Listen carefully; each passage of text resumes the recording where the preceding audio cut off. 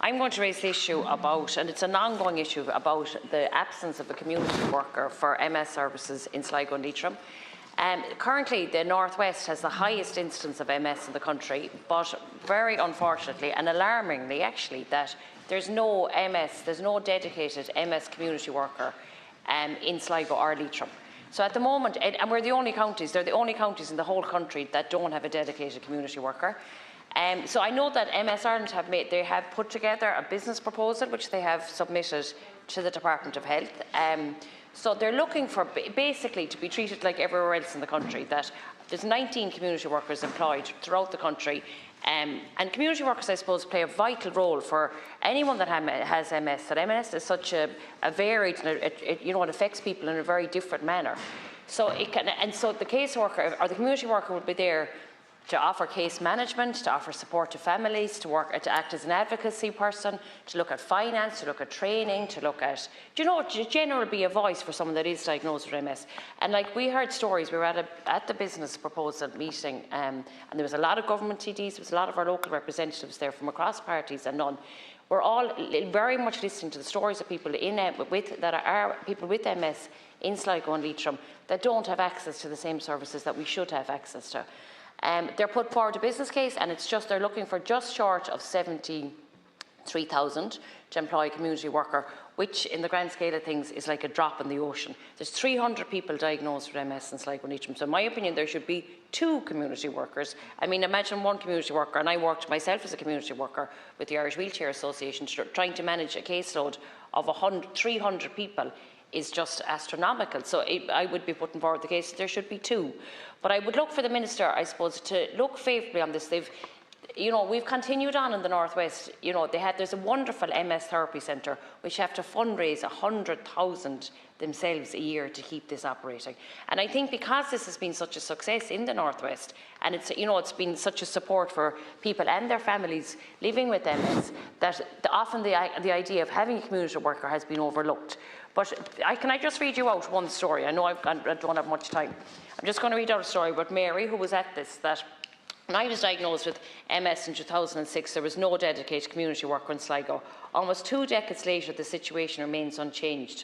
Upon diagnosis, I was provided with medication options by my urologist and left to navigate the rest on my own.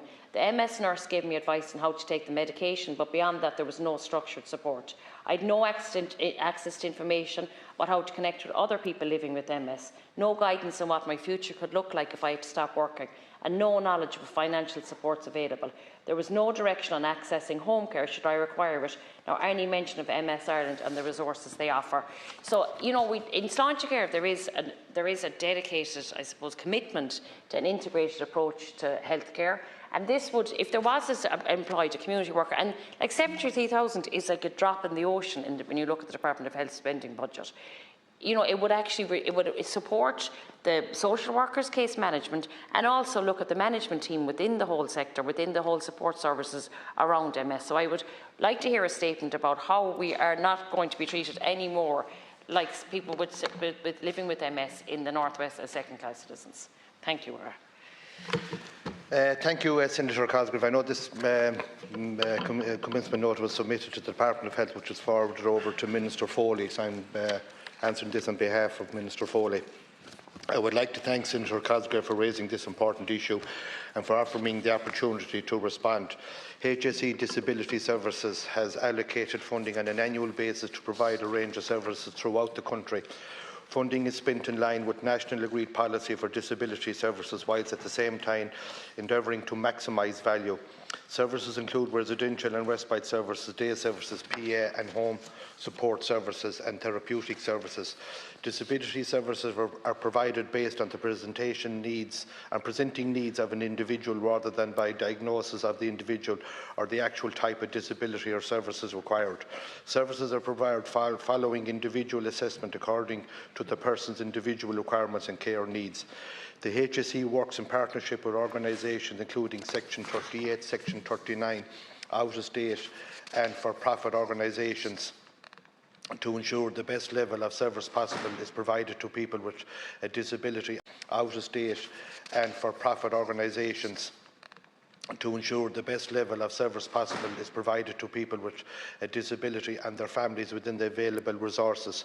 The majority of specialised disability provisions, which is 80%, is delivered through non-statutory sector service providers. The Multiple Sclerosis Society of Ireland, MS Ireland, provides a range of service and resources to the whole MS community, those with MS, family members, employers and health professionals. Of the circa 850,000 people living with a neurological condition in Ireland, it is estimated that approximately 9,000 people are living with MS.